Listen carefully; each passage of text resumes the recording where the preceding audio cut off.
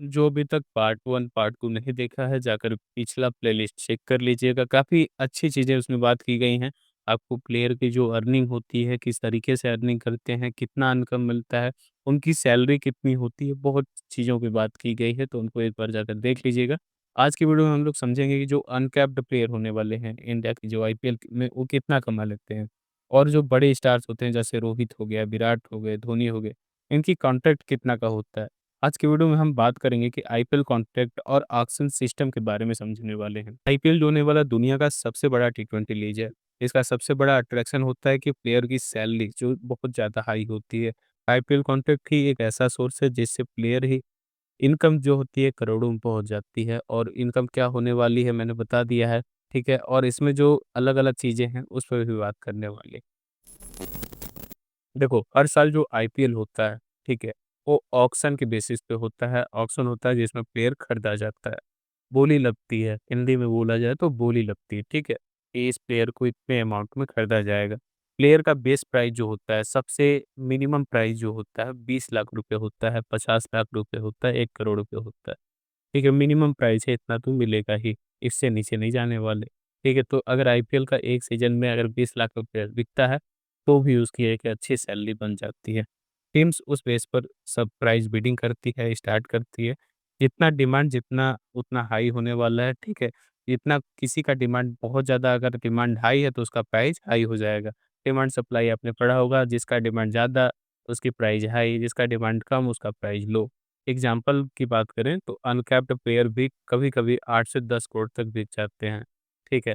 और इस आईपीएल में कौन-सा प्लेयर बहुत हाई प्राइस में बिका था, वो बताने की ज़रूरत नहीं है। बहुत अच्छा तो नहीं किया था, आप लोग कमेंट में बता सकते हैं। अब सैलरी स्लैब समझते हैं। जो अनकैप्ड प्लेयर होते हैं, इंडिया प्लेयर जो होते हैं, यूजुअली 20 लाख से 1 करोड़ रुपए तक चार्ज करते हैं। लेकिन परफॉर्मेंस के बेसिस पे करोड़ों तक पहुँच जाते हैं। कैप्ड प्लेयर जो होने वाले हैं, 1 करोड़ से 15 करोड़ तक लेते हैं।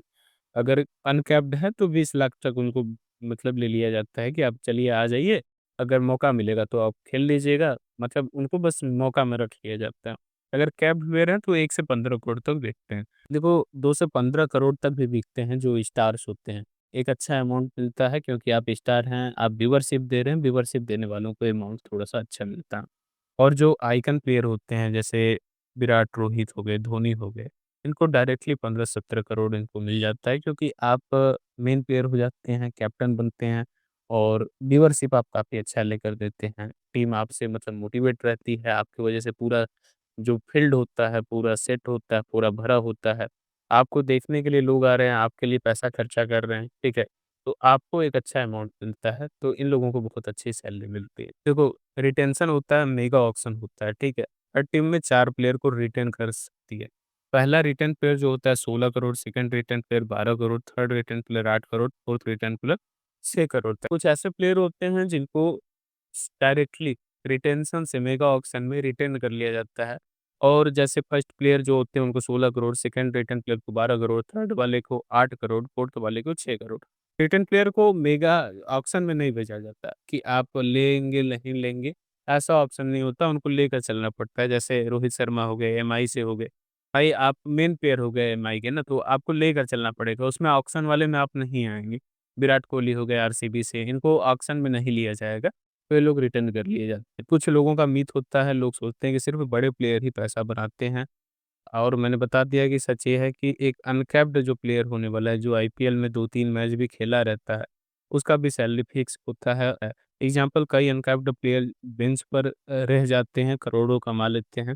ठीक है, तो इन चीज़ों को ध्यान में रखना। और जो दोस्तों आईपीएल का कॉन्ट्रैक्ट क्रिकेटर के लिए सबसे बड़ी अर्निंग का सोर्स होते हैं, सिर्फ़ एक सेशन का कॉन्ट्रैक्ट उन्हें फाइनेंशियल सिक्योरिटी देता है, चाहे वो प्लेइंग 11 में हो या ना हो। ठीक है, बेंच प्लेयर जो होते हैं, जो अनकैप्ड तरीके से खरीदे गए हैं, वो भी बहुत अच्छा अमाउंट बनाकर जाते हैं। अगला जो वीडियो होने वाला है धमाकेदार होगा, क्यों जिसमें हम बात करेंगे कि जो ब्रांड एम्बेसडर होने वाले हैं, एडवर्टाइज़मेंट जो करते हैं, यानी प्लेयर ग्राउंड के बाहर कितना पैसा कमा लेते हैं।